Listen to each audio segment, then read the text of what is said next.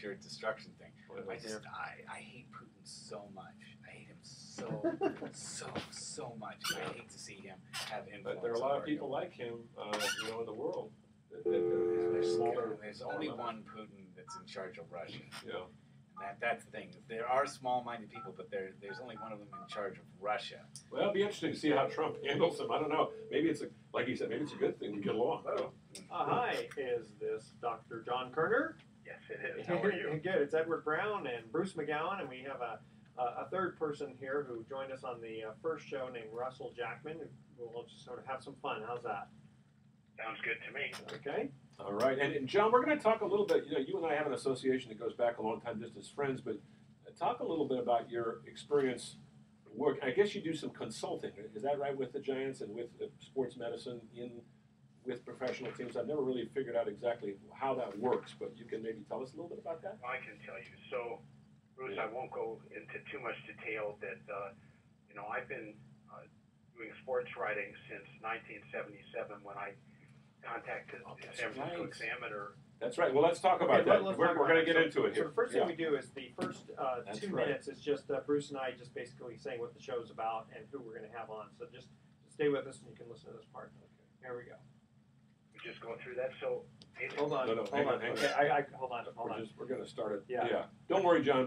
This is a very casual conversation. So just stay, we'll have stay some with fun. us. I appreciate you doing this. I just have to give the station 5 seconds of silence, and then you'll hear Bruce and I. So just we're going to do a quick. Edward and I are going to do a quick intro, talk for a couple minutes. We'll take a quick break, and then we'll get right to it. Yeah, but just go ahead and stay on the phone. Yeah. Just don't say anything. Yeah. Okay, here we go.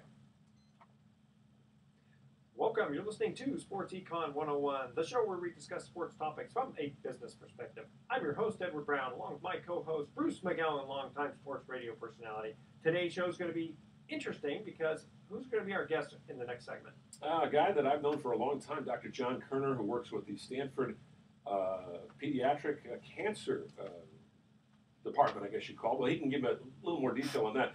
We're going to get into that a little bit, but we're really going to get into sports because I always refer to him as Doc. He is I think if he hadn't gotten into medicine, he would have gotten into sports writing or maybe medical sports consulting. So we're going to talk about some sports injuries, John surgeries, all that kind of fun stuff. All right, at each commercial break, we're going to ask a sports trivia question. Today's theme is just miscellaneous trivia. We'll bounce all over the place. Bounce all over the place, yeah. In fact, what do we got here? Let's see. We've got a baseball question. We have a racing, about horse racing. Horse racing, sure. And, which is still around, believe it or not. Then we got an interesting one for you. Okay. So let's see here. At this segment of Sports Econ 101 is sponsored by Pacific Private Money, still providing mortgage investments that are still currently yielding 7.5% secured by Bay Area real estate. And it doesn't get any more conservative than that. You got to check them out at pacificprivatemoney.com. Also, who's going to be joining us is Russell Jackman, who was with us last week talking about wrestling. He's quite a sports fan. I know we're going to ask the good doctor about all kinds of injuries. And Russell, I'm sure, will have some good comments on that because I'm sure in the wrestling match that he manages, there are lots of injuries, as we talked about last week. No question. All right, so you can listen to Sports Econ 101 on various platforms. And Armed Forces Radio. There you go. The Ron Barr Sports Byline USA Network, iHeartRadio. And Edward does his own, you do a podcast. Is it a podcast or is it it's a webcast? Yeah, we have it on YouTube and Facebook and also on the Sports Econ 101 website. Yeah, so you can check that out. Got us everywhere. Okay, and if you have any questions, you can always email Edward at sportsecon101.com and we'll get back to you really soon. Okay, don't touch that dial. Sports Econ 101. We'll be right back. All right, so let me save this file, and then we'll get to Nice thing about this is we don't have to play the commercial break that the station does. Yeah. And Edward just records this whole thing, puts it on his computer, sends it off. And it's amazing. You know technology probably better than we do. You probably have to depend on it a lot in your profession, John, I bet. So we'll get into that. Hang on just a second. We're just about there. Okay. It's been a beautiful day. Yeah, it's supposed to rain. Well, last night, I don't know about you guys, I woke up at, I was giving my wife a back rub at 1:30 because she was not feeling well. And just about that time, the storm broke. Oh, and it was spectacular. It really was. It lasted for almost 2 hours. And really? Yeah. Actually about an hour and a half. Put earplugs in. So Yeah, it was about 1:30 to about 3 in the morning. We had almost an inch and a half. Wow. Yeah, it was something. It was a small storm, but it came in like a lion. Perfect. Okay, you guys ready? Yeah. Welcome back to Sports Econ 101. I'm Edward Brown, your host, along with Bruce McGowan. Bruce, who's on the phone? Now we got Dr. John Kerner from Stanford. John, tell us a little bit about your work before we get into the sports angle, because I know you're doing something that's really important, very powerful, and it takes a special kind of a doctor to do this sort of thing. At Stanford University, which, by the way, is has one of the best medical centers in the country, if not the best medical center in the country. Bruce, I'll explain. So, I've been faculty at Stanford in pediatrics since 1979. My special area is pediatric gastroenterology, so liver and nutrition. So that's been my main focus. I pretty much run the nutrition support team for the whole hospital, and I'm also the medical director of the Children's Home Pharmacy. So I'm involved with a lot of medications to go out to the children, and also intravenous nutrition, which goes out to them.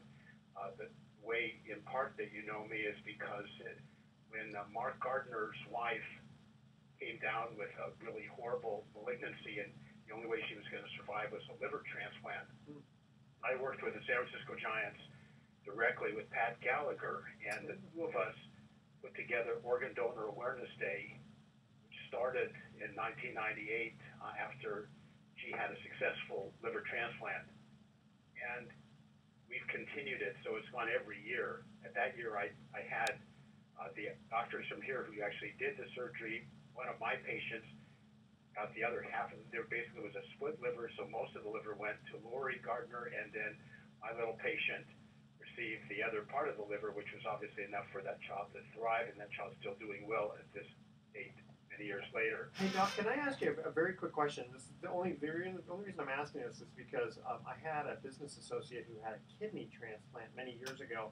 We happened to talk about this, and he says, it's amazing how the kidney and the liver are not that far from each other, geographically. But he said that the kidney transplant was a 4-hour operation, and a liver transplant was a 16-hour operation. Does that sound right? Well, the liver transplant surgery is much slower, much less than that now, but I don't want to quote the exact time for our guys. I just know that our pediatric liver transplant group, our surgeons did like 40 liver transplants in the last year. It's the highest number in the country. But the thing is that I think kidney transplants were doing the best overall, and liver has caught up to them. So both have tremendously good outcomes, especially long term. Yeah, this was from, I remember in 1988. He needed a kidney transplant because his kidneys were down to like 5% use on each one. He was getting really sick. And when he got the transplant, he was just about that age where they do a cutoff, so to speak. And they told him, listen, now this is just pretty much going to last about 10 years. And sure enough, right about 1998, he passed away. Wow. Well, I hate to be plain about this, but you mentioned Mark Gardner. Mark Gardner, for our listeners that don't remember, pitched for the San Francisco Giants Montreal Expos, and I believe he pitched for another team before that. Back for about 13, 14 years, he's an assistant coach I'm not an assistant coach. He's a pitching coach. Worked with Dave Righetti with the San Francisco Giants. Mark's wife, Lori, contracted this disease at the age of 33. She lived for 6 years. She died, I think she was 39, 30. Anyway, they have 2 boys. Mark got remarried. It's a sad story, but the positive is that she fought it, and that you guys did something to help her out, and more importantly, raise awareness to this thing. But I think the reality is that at the time, for that particular type of tumor, I mean, she was the longest survivor of that, with that particular really horrible cancer that she had. And so, what I've done is I worked again. It was great working with the Giants, and we set this up. And so every year we have people who also have gone through transplant and have survived. So, for example, Dr. Escovel, our transplant surgeon, not this last year, but the year before, there were 2 22-year-old women that he had operated on when they were like One was a baby, one was just a little bit over a year old. Mm. And in that era, nobody survived long term because it was so difficult to do liver transplant in a child that small. And Escobar is just incredibly competent. And basically, both kids had a liver transplant, never had a recovery, any problems, no rejection, and they're both fine and growing. And so they both were like ball dudes for the game, and they were there before the season. Wow. And I bring out I usually get like at least 4 or 5 families of children who've had liver, kidney, or lung transplant, whatever, and get them up to the ballpark, get their name on the scoreboard, and get gifts for them from the Giants. And everybody's been very gracious about that. So this year will actually be the 20th year. Wow, that's a great story. You know, I do. When Bruce says that, so he's going, well, what are you doing? So the thing is, I've had press credentials with the Giants in one form or another since 1982. After I think what rocketed me to fame with them was I wrote an article in California Living magazine. It was called "Love, Marriage, and the Giants" about wooing my wife to be and getting her interested in baseball, and it went over really well. And so basically, I've been for a long time. And then what happened is Duffy Jennings, as was publicity director for the Giants for a long period of time. And in 1989 or 1988, I guess he contacted me. He said, "Look, we've never had an article about sports medicine, and you're the ideal person to write it." So he gave me a deadline because it was all over the holidays. It was kind of crazy, and basically I said, "Well, I could do it." I figured out a way to do it. So I contacted one of my third-year residents in training who was going into sports medicine. I can do pretty good interviews, and then I said, "You may need to translate what some of these words are that they're going to tell me." So it was fantastic. Basically, the focus was on Kevin Mitchell, who that year, the following year after the surgery that he had, went on to an MVP season, and he'd had a surgery. And we basically went from the time that a player goes down with an injury, so then let's say the trainer, Mike Latond, will go out and deal with the thing initially, and then they'd be met in the clubhouse by the orthopedist. And the first case that we went over was one of the players who'd been here a long time ago, and basically showed, it was Terry Mulholland, and showed that exactly how they managed this and casted it and how they worked on rehabilitating him and so forth. And then he went through a bunch of other surgeries, including one in that 1988 season of Mike Krukow. Basically, even with the fancy imaging they had, they couldn't really see. There was some question, and even on an MRI, which is more commonly used now, it was kind of in its early days back then, there was some abnormality. He actually had fraying of the rotator cuff, which they dealt with, and talked about a bunch of other players. But Kevin did extremely well after this. The one thing that happens when, and I know Bruce can relate to this, is that when you are so we interviewed Mark Latondra, the trainer, we interviewed the main surgeon as well, and then we had this Dr. Gordy Campbell, who was then at Palo Alto Clinic, Will Straw, who's the chief internist, and then we also talked to Kevin Mitchell. It was really fun because we caught him at his grandmother's home in San Diego and had an extensive discussion with him, and I've since showed him the article a number of times. And now when I see him, I get a big bear hug from him. Mm. Anyway. Well, his nickname, by the way, is Boogie Bear, or was Boogie Bear. Exactly right. That's right. And we had selected sports medicine terms and so forth for that as well. Wow. So, and this thing ran in Giants Magazine for the whole year. In that year, there were 4 issues, and it ran all year. And so that's how I got involved. And then in more modern times, It's a great story. We're going to have to take a quick break here, John. This is compelling, though, and the unfortunate thing is we're up against the clock here. So can you hang on for a minute? sure, of course. Okay, Yeah. so we're going to cut to our first commercial break with a trivia question here. The winner of the Kentucky Derby is blanketed with what kind of flower? Right, okay. Roses. Right, Right? gotcha. Okay, well, I'm giving you the answer Run to for that. the roses, right. Run for the roses, Okay. okay.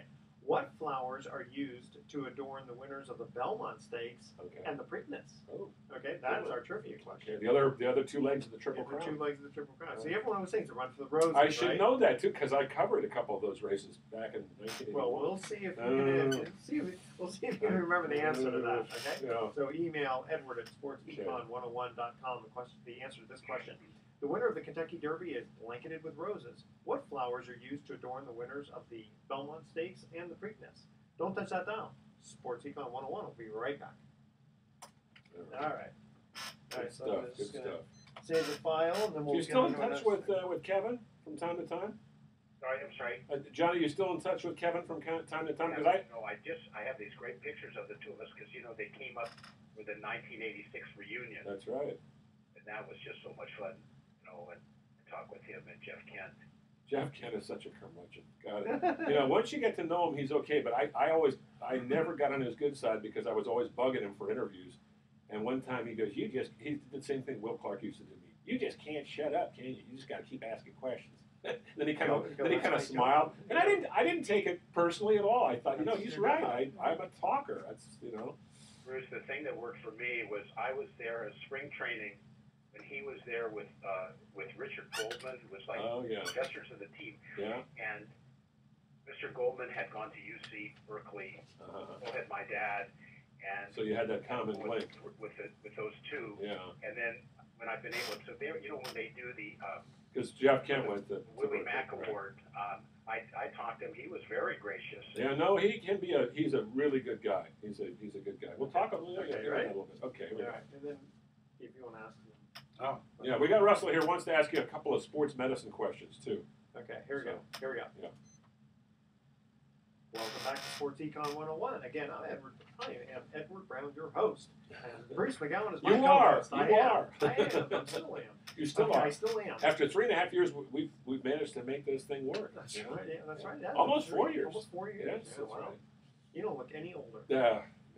I look pretty good for a man at 82. You look at yourself in the mirror in the morning and you go, who is that old guy? Yeah, exactly. I don't recognize that guy. A few gray hairs. Yeah. Okay, so here was our... At least I got some hair, though. That's right.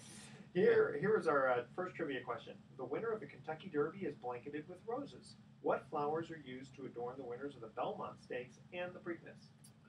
I'm going to say, and I covered all 3 legs of the Triple Crown in 1981, but I wasn't into all the little, niceties. I'm going to say, not daisies, but something like carnations. Carnations, good for Belmont. For the Belmont. Now, the Preakness, that one's hard. The Preakness is got to be something. What did you first say? What was the first thing you first guessed? I was going to say, I wasn't going to say poppies, but I was going to No. What was it? What was, before you said carnations? Before that. I can't remember. I can't. What was it? What is it? Okay, so it's yellow daisies. Oh, daisies. Dabbed with black shoe polish Ooh. to look like black-eyed Susans, the Maryland state flower, which doesn't bloom until a month after the big race. How cool is that? I should have known that. But the problem was I covered this. This is 36 years ago when I was a kid. I was just out of Seattle. I'd gotten bounced out of Seattle, got a job with a radio network in New York, and I got sent to cover the Triple Crown of horse racing. And little things like that, I got so much into the minutia of the race and the jockey and the owner and the tradition. I just forgot all about the flowers. Forgot all about the flowers. Jeez, my wife would kill me. Okay. So don't forget those flowers. Remind the audience who's on the phone with us. Well, we got Dr. John Kerner, who's a great storyteller, and John, you're like me. I was going to say, once you get going, you got so much to talk about. Let's switch the topic for a second, because your story with your relationship with the Giants and how you got into sports writing and meeting your wife is fascinating to me. But you also have to be interested in sports injuries, and Russell here does a lot of promotion and has worked with wrestlers who naturally are going to get banged up a little bit. Can you go ahead, Russell? You want to ask him a question? I guess I could. Although I guess for me it'd be more self-serving in the sense that I broke my femur last year in March falling down the steps. Not from anybody body slamming me or throwing me around the ring. I just was taking out the garbage and fell in the rain. Actually, less wrestling related and more back to baseball, because I know that's more your specialty. It seems like Tommy John surgeries have become almost standard, and we're seeing really young pitchers needing Tommy John surgery, which I always thought was something that happened over a long period of time. Why do you think we're seeing so many Tommy John surgeries done now, early on pitchers? Okay, I've got a great answer for that. And also, can I plug a book? Absolutely. That's not my book, but there's this guy, Jeff Passan, P-A-S-S-A-N. The book is called The Arm. And this is unbelievable. It just came out last year. I knew about it anyway, but then at that reunion, Jeff Robinson had read the book, and some of the other former pitchers have. So I'm going to give you kind of the distilled version of this. So first of all, the biggest problem, and it came right from Tommy John himself, is don't pitch year round. I think when I've talked to the different coaches and so forth, I mean, I talked to Bud Black, and I talked to the pitching coach for the Diamondbacks. I mean, the kids there's a couple of things that are going on. The first is that they've turned all of this into an industry. So baseball youth, it's all like a for-profit thing. So there's a company called The Perfect Game, and they have these showcase events and tournaments, and parents pay all kinds of money, and these kids are playing all year round, and they start as early as age 8. Wow. And the thing is, so give perspective so you can see why things have probably changed. I mean, so Bud Black, as Bruce knows, was an excellent pitcher, and for a period of time pitched with the Giants. And he's a pitching coach. Then he was a manager for the Padres. Now he's a manager for the Rockies. I mean, he said that you need time off to let your arm recover. So he almost laughed when he was telling me this when he was, because he grew up in Oregon, so in Southwest Washington actually. So basically, he was strong and he threw competitive pitches, but you could only play from like May to July because the rest of the time it was raining. Probably a good thing. He had time off, and the same really goes for Mike Butcher, was a pitcher with the Angels, and then more recently is the pitching coach for the D-backs, and he said the same thing, and he was out of Illinois, and basically it would be snowing, so you couldn't pitch all year round, but a lot of these other players, like especially if you're down in Texas or in the South, you can pitch all year long, and so what happened, I think the worst thing that's happened is these youth leagues and these, the kind of these special teams that they have that have just made, just this competition type playing that is really destroying these kids. So they're I think what Bud Black said is that basically they're throwing competitive pitches too early, and they're throwing too hard, and they don't really learn how to pitch, and then they get these injuries really early. And so, I mean, it's a major thing. So Tommy John was saying, don't pitch year-round. I mean, John Smoltz, who was interviewed right around the time he was giving his Hall of Fame pitch, he says, we're asking these little kids to do too much too early and at a high velocity at a young age, and then parents have to stop having their kids play year-round baseball. I have them take a minimum of like 2 to 4 months off a year, just like, Andrews, who's the big surgeon who does a lot of these Tommy John, they should take at least 14 months off. There's been like 276 patients that have had Tommy John surgery since 2000. Wow. This is crazy. And a lot of the young kids are getting this too as well. Early? That early though? A young kid getting, I mean, it's just, it's a matter of, you go through it, I mean, these kids' arms aren't developed enough. Well, in fact, that's the point I was going to bring. Is Yeah. that I had heard that some of these really good pitchers never pitched in high school.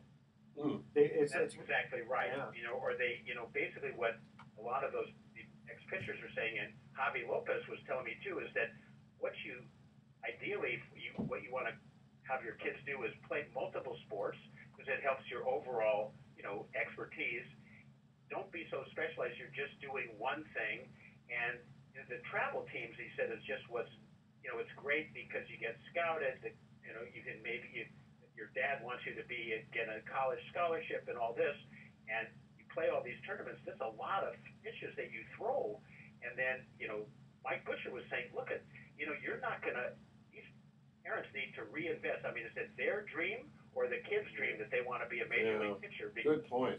They're starting them too early. Yeah, that's starting them too early, and I think it's a combination of what Bud Black was saying is the competitive pitches that they have to throw in all these tournaments. So they're throwing really hard. They're not finessing. They're not learning all the different ways you can pitch that would be less stressful. It's not the number of pitches or this pitch count and stuff like the places are doing. I think the smartest thing was what Dave Righetti told me was that basically they minimized any kind of lifting weights and stuff like that. And what he pointed out is that, you look at the Latin pitchers and they don't come in, all buffed and stuff. They don't need to. They also don't get injured nearly as much. That's true. In fact, when I was a kid, all they told the pitchers, I didn't pitch back then, but I still don't.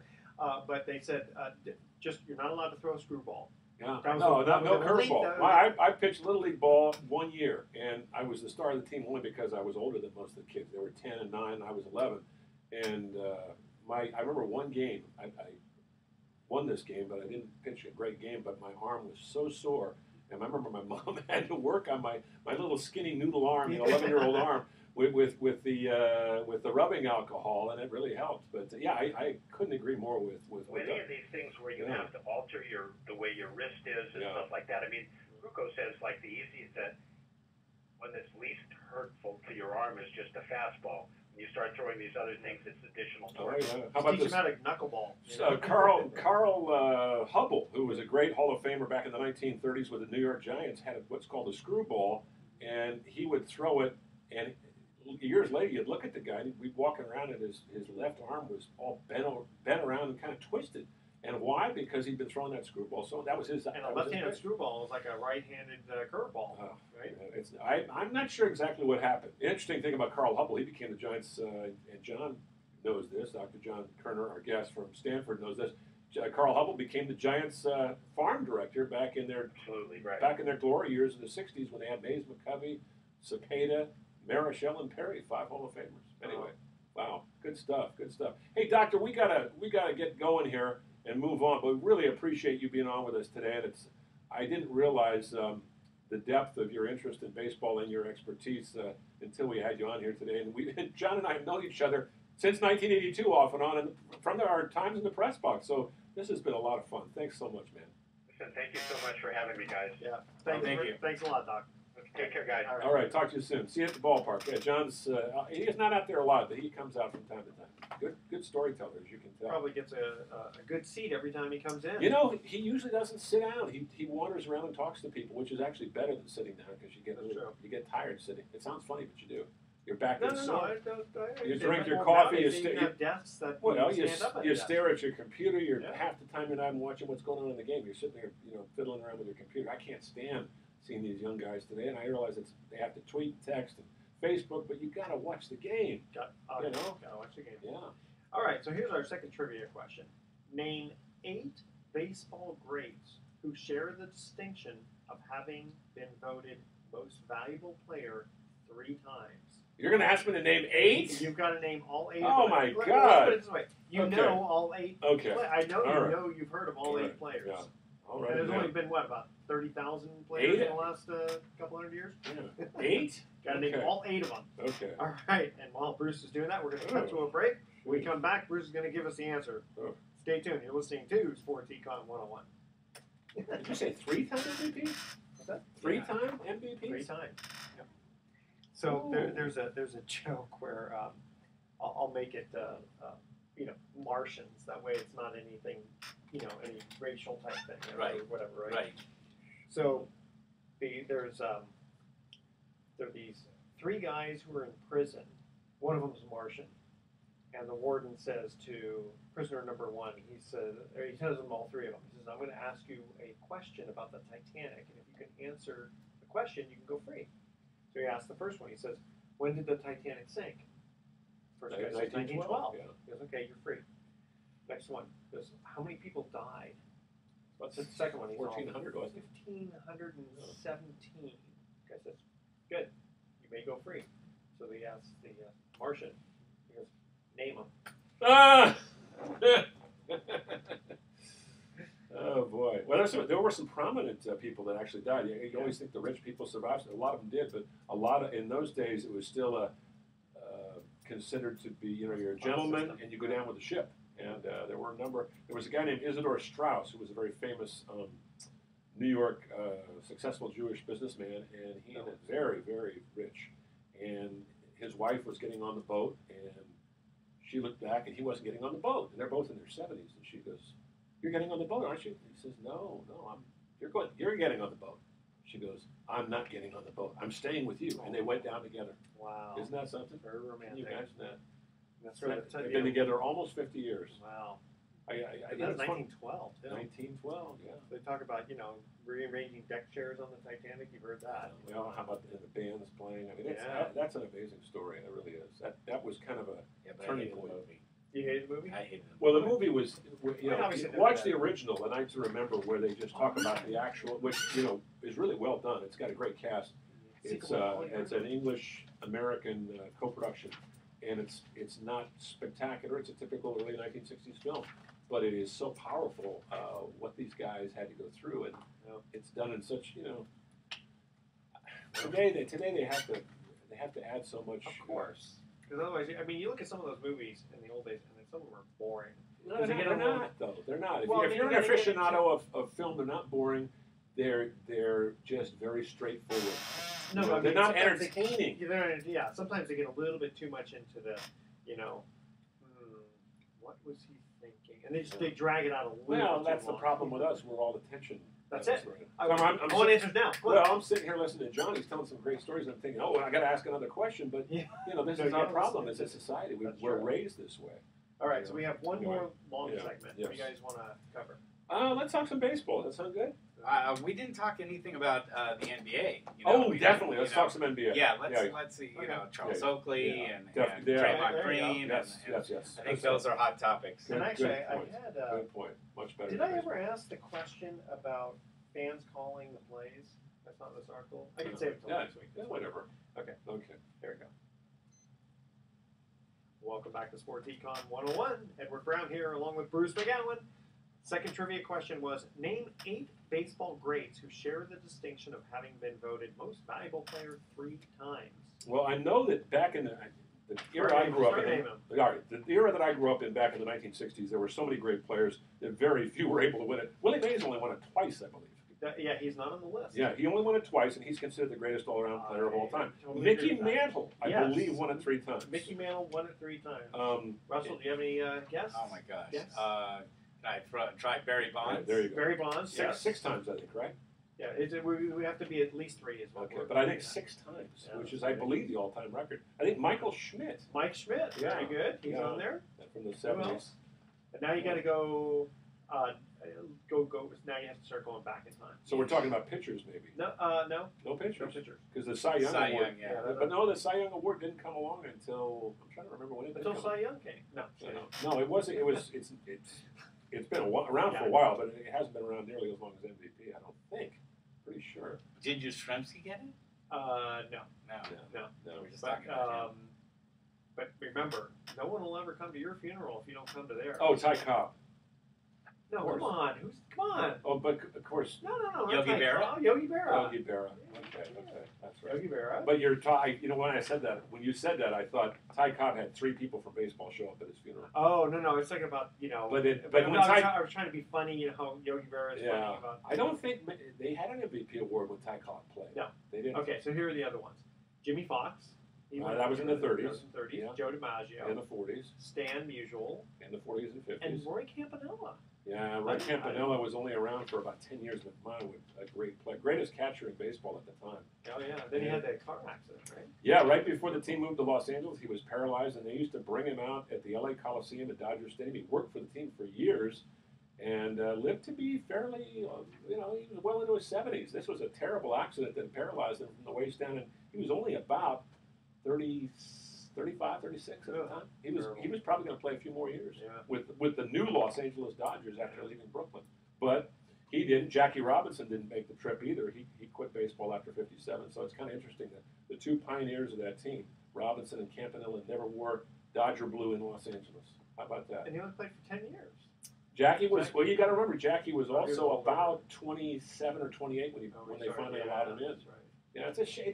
I don't want to get off on a tangent about this, but I still get mad when I think about my dad always used to talk about, oh, baseball was great in the 30s. No, it wasn't, because you excluded a whole segment of the population. And However, I will point this out because we've mentioned this before on the show.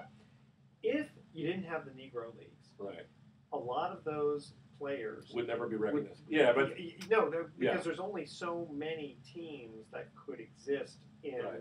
in the. but baseball would have been so much better. It's just well, a that's lot. true. You would have had the better like Josh Yeah. Gibson and those And guys. even up until baseball wasn't really truly integrated until the 70s. It Yeah. really wasn't. I mean, the San Francisco Giants in the early 60s were an anomaly. They had Willie Mays, Willie McCovey, Orlando Cepeda, Juan Marichal, the Alou brothers, how many teams had 8 or 9 black players? Oh, no, They had, wasn't it Boston Red Sox? I think were the last ones. Boston Red Sox did not have a black player until 1959 when Pumpsy Green, who comes from our area here in the San Francisco area, from Oakland, and he passed away a few years ago. He was a average player, but Boston was terribly racist, and I know the people who are listening or in New England don't like hearing that, but that's part of our heritage, unfortunately.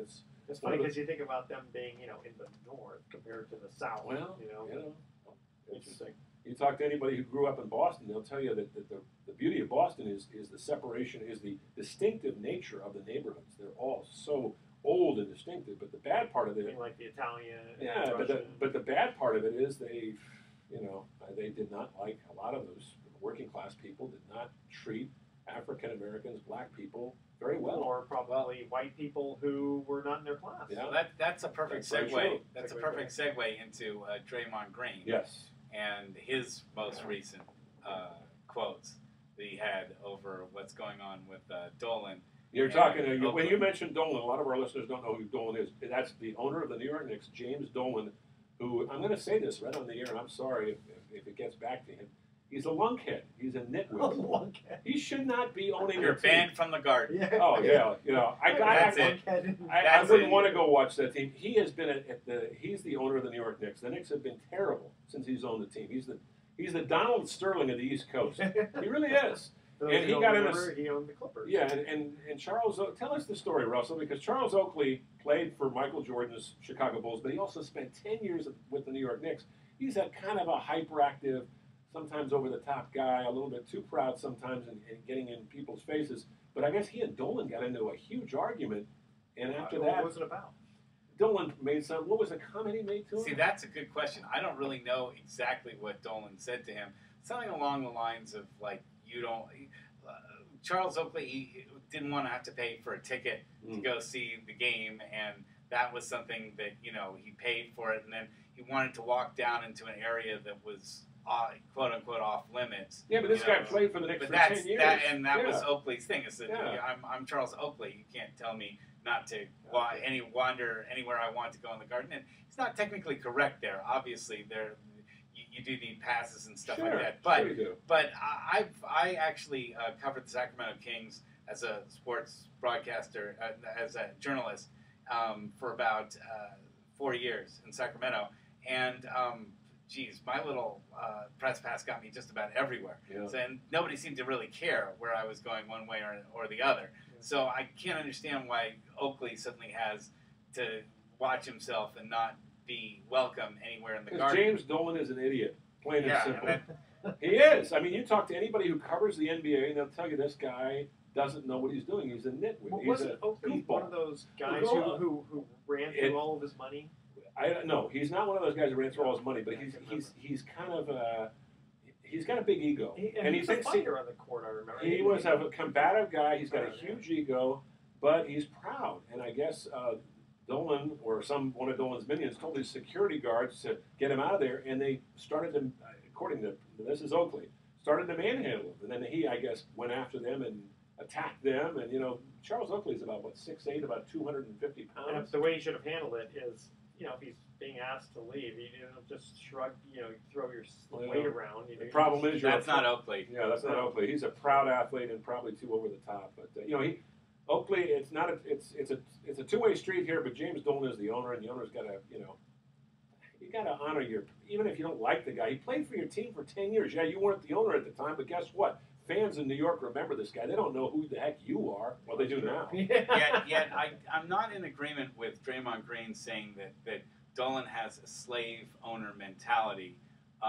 over someone like Oakley, and this particular dynamic of him. It wasn't a black-white issue, was it? No, I don't really think it was a racial thing. I think it's more that Dolan doesn't like Oakley and Oakley doesn't like Dolan. It's two guys that are high-strung. But it's something that's being brought into that sort of thing because we look back at, say, like Larry Johnson a number of years ago saying that, we're just a bunch of uppity slaves. That when making how much money? Yeah. And I don't think the slaves made that much money. Well, that's what I think people take very begrudgingly, even when Draymond sort of prefaced it by saying it's a slave owner mentality, that he was saying that, well, you're fine if you're going to be a thug for us, but when you're a thug for somebody else, that's not okay. I don't think that's a parallel to what's going on with the Dolan situation. I don't think that. I think you're absolutely right. And I think another thing relating to that is that young players today, basically were born in the early 1990s, late 80s, and mid 90s. And it's a different world growing up if you're African American in the 1990s and 80s than it was in the 50s and the 60s. Oh, yeah, Much sure. different world. And yes, there's a lot of prejudice still out there, but the opportunities that are there for people who, were good enough and talented enough, much greater today in the NBA than they ever were back in those years.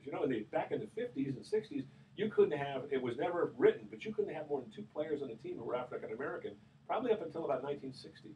Wow. Imagine that, Well, and now you look at the NBA's makeup, and there's at least 3 or 4 players on every team that aren't even from the United States. That's right. So that's I think back on the 80s and early 90s, how rare it was to have a foreign player, maybe Drazen Petrovic, Sharunas Marshall. They stood out. They stood out. There were like 1 or 2 guys on a team, and now you have a majority of the team that are not from the United States. Well, not the majority, but it's a sizable number. It is. But also trying to find white people is hard. I mean, a white and American. Yeah, that's true. You don't see them that often. I think a lot of that is social. Yeah, you have to remember that the kids that come up today, the game that's played today, and it's changing, but it's basically a part of a culture of the inner city. Sure. And it still is a big part of American culture, but even more so in the inner city because it's a point of pride. Well, also, it's not that expensive because all you have to do is just buy a basketball. Yeah. And there's lots of courts all over the place. Yeah. Trying to do baseball, you need a bat, a glove, and you need a field, and you need enough players. And again, not to get off on a tangent here, but that's one of the sad things about baseball. African Americans made up 20% of Major League Baseball up until about 1980. Now they make up about 8%, and it's because of all these, we had Dr. Kerner on earlier talking about travel teams. Kids from the inner city can't afford to be on these travel teams. Oh, yeah, good point. Yeah. But, with the basketball thing and just going, hey, there's not enough white people. But you know what? Who cares? I'm not a racist. Yeah. Just put the best players on the team. I don't. I mean, when Curry is hitting a 75-foot shot, I don't care what race he is. No, exactly. No, you have to be really dim. I just don't care for the rap music. Well, but something. Here's one thing. I think the Warriors are setting a standard. The Warriors remind me of the old Boston Celtics, who used to pass the ball around so well, but they play suffocating defense, and it triggers sometimes a fast break that is absolutely. It's just a beautiful thing to watch. It really is. You guys know that. Yeah, I couldn't believe how many steals they had in the third. Was it the third quarter? And against Sacramento the other night. Yeah. But I will warn you guys. This is that there will probably be a large influx of Philippine players coming in thanks to Curry's popularity in the island of the Philipines. Well, they better be tall. They have to be. I mean, you don't have to be that tall. You got to be thick, and I don't know. Yeah. Well, you don't have to be thick, but no. Curry's opened up things to a lot of folks. He's shown maybe from a fan standpoint, players are still going to have to be good. I mean, you had Yao Ming and you had Jeremy Lin. Right. There aren't too many, from the Orient. Yeah. No, it's true, but we're seeing a lot of other. We started seeing the opening of just like, well, it's not that you have to be black or you have to be white to play in the NBA. Yeah. They're just saying, get out there, what are your skills? And it doesn't matter where you're from now.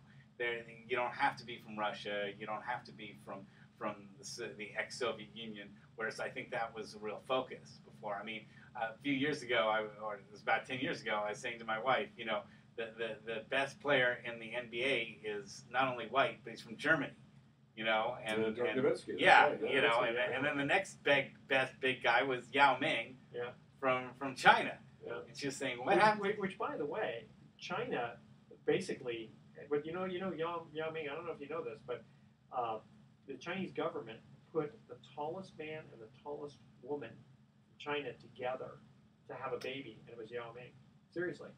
Wow. Well, we don't want to. They did not know that. We don't want to get into Jimmy the Greek territory here, but no, that's what they did. I'm just saying that's just the fact. Yes, but you remember. I read it on the internet. Wow. So you remember the Jimmy the Greek story and how that got him canned. So I don't want to get you. I'm just saying that's. You can't can Edward because it's his show. That's no, like I said, I read it on the internet, and this is what I was told. Wouldn't surprise me. I sort of resent how how sometimes when things aren't going right for some players, they'll go to that slave card. Oh, And the I race think thing, that, yeah. that thing, Okay, if you don't wait, need stay- it, don't use it. Stay with, Yeah, stay with I us. agree. Okay. Third and last trivia question. What sport do we have to thank for the phrase red herring? All right? Okay. Kind of a different question for today. Don't touch that dial. Sports Econ 101. We'll be right back with some closing comments. Yeah, you know, I tell you, the thing that bothers me, because it's just a race thing, is Black History Month. If they try to do White History Month or something, Well, the the reason they do that is because black people in this country make up a small percentage, so their history is not only interesting, but it's only a small segment of the population. So you're celebrating. I don't think there's. It's not small anymore. Well, our population Still, is right now is about 14% African American. In the United Yeah, States? it's about 14%. Is that all? Yeah. Yeah, That's surprising. Latino is about 30 now. yeah. So the Latino numbers is have about changed. 30. And Muslims There's growing just a quite a lot of bit. interracial marriages too, so it's hard to Well, that's even true. determine, how black is Well, current. Barack Obama's half white, but Exactly. he's considered black. If Exactly. you have any black in you, you're considered black. You know, Sort I of. was thinking about this today. My dad was progressive. He was practically a socialist. And my mom, I remember I brought home a woman who was a quarter black. I didn't bring her home. I went out to dinner, and my parents were along, and there were a bunch of other people. Quarter black, half German, and a quarter Native American. Exotic, beautiful woman, smart, striking, successful. And my mom just gave her this look, and later this woman, her name was Vivian, she said to me, "God, your mom just looked like she wanted to kill me." And my mom tells me about a week later, because she said, "How serious are you with that woman?" I said, "Nah, I was having fun then." And she said, "You're not gonna. I just have this terrible feeling that you're gonna be making little black babies with that woman." Wow. And this is my mom, who is a She's pretty liberal, staunch. too, isn't she? Oh, she still is. Wow. Well, but you got to remember, she grew up in Utah, Mormon family, moved But to if she's liberal, though, I mean, liberal, not on racial issues. Well, yes, she was. Actually, she was liberal, as long as it's. Wasn't I wasn't him- being. It wasn't her wasn't family. at home. Yeah. On She my had plenty of backyard. black friends, but bring them into the family. That's a different story. Gotcha. Yeah. Interesting. All right, let's close this bad Yeah. boy out. Okay. Welcome back to Sports Econ 101. Last time for today, I'm Edward Brown, your host, along with Bruce McGowan. Last trivia question. What sport do we have to thank for the phrase red herring? I'm gonna guess hockey. I'm going to guess fishing. Lawn bowling? No. No, but it's fox hunting. Oh, I don't consider that a sport. Well, I know. I knew someone wouldn't consider No, it. I don't either. In 17th century England, anti-hunt advocates There you would go. draw smelly, dried, smoked herring across a fox's path to throw the pursuing hounds off the I scent. love Good it. for them. Good for them. Good for them. And I did not know that's where red. Yeah, Oh, that's- you that's- liberal anti-fox that's- hunting that's- people. That's hardly a sport. Poor fox against how many 20, 30 dogs and 15 people And they don't on even horses. eat it. guns. Then they don't even eat it. They Yeah. don't eat the fox? No. of course Do they not. at least He skin it for its fur? Yeah, they. All probably right, do but that. that counts. put its tail up on the wall, Oh, jeez. That's not very nice. No, it isn't. All right, so Russell Jackman, thank you very much. We Oh, didn't that's talk too much great. wrestling today, but it was nice to have you on. As we No, I had you really on liked last it. I week. really love being on the show. Excellent. We'll have to have you on yet again. No Great. question. You did a very nice job. Very nice job. Yeah, All right, real call fun me, shit. and as I said, I'll be here till you tell me to get the heck out. As the late great Ed Sullivan used to say, we had a really fine show. Really fine Shoo, show. shoo, Shoo. Shoot. Yeah. Okay, so here's our thoughts for the day. Oh, no, he didn't have an accent like that. No. Your best teacher is your last mistake. I thought that was pretty good. And the moment you want to quit is the moment you need to keep pushing. Oh boy. I told that to my wife giving childbirth. And I'm sure she appreciated the heck out of that. Oh, man. Yeah, I'm still feeling the pain from that one. Oh yeah. All right, I want to thank my co-host Bruce McGowan yet again for another excellent show. Excellent. And let's see, what we're going to do here is next week, we don't know who we're going to have on yet. It's going to be a surprise. It's going to be a surprise. Keep you all But you and I will be surprised. around, so We sure hey, will. good. All right. I want to say And you have my number. that's Yes. right, and we want to say thank you to all the armed services folks overseas Yes. who are listening to this broadcast. We salute you. Yes. Tune in next week to Sports Econ 101. We're going to be discussing sports topics from a business perspective and giving away more Well, we're going to ask some sports trivia questions. All right. We used to give away stuff. We see stuff. Yeah. Maybe we'll do that. And we made it too easy, though. I know. Sometimes, yeah. Thanks for listening. On behalf of our team, I'm your host, Edward Brown. We'll see you next week. Good night, America. So long. All right. All right. Lots of Stand up Okay, so here. actually, we're not going to meet next week because Right. we're out. Yes, I'm taking my wife up to Healdsburg. Actually, we're going to be up in Mount And Shasta. then you said Shasta, Nice. Next, which we're is gonna go to very Healdsburg interesting. first.